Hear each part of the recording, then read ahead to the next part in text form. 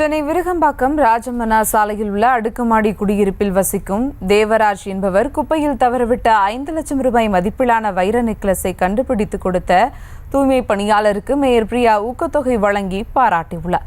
இதுகுறித்த கூடுதல் விவரங்களை செய்தியாளர் வெங்கட்ரமணன் வழங்க கேட்கலாம். வணக்கம் வெங்கட்ரமணன், விவரங்கள். வணக்கம் சுபா.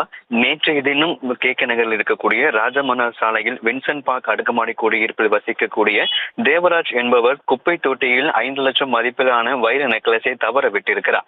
இந்த நிலையில் அந்த வைர நெக்லஸை துப்புரவு பணியாளரான அந்தோணி சாமி அவர்கள் அதனை மீட்டு எடுத்து உரியவரிடம் ஒப்படைத்து இருக்கிறார். நேற்றைய தினமே இந்த செயல் பலராலும் பாராட்டப்பட்ட நிலையில் அந்த துப்புரவு பணியாளர் அந்தோணி சாமி அவர்களை பெருநகர சென்னை மாநகராட்சி மேயர் பிரியா அவர்கள் அழைத்து பாராட்டியிருக்கிறார். குறிப்பாக அவருக்கு சால்வை அணிவித்து அவருக்கு காசோலை ஒன்றை ஊக்கத்தொகையாக வழங்கியிருக்கிறார். இது போன்ற செயல்கள் மிகவும் பேசுபொருளான நிலையில் தற்பொழுது அவரது செயலை பாராட்டும் வகையில் தற்பொழுது அவரை அழைத்து பெருநகர சென்னை மாநகராட்சி மேயர் பிரியா அவர்கள் தற்பொழுது ஊக்கத்தொகையும் பாராட்டுகளையும் தெரிவித்திருக்கிறார்.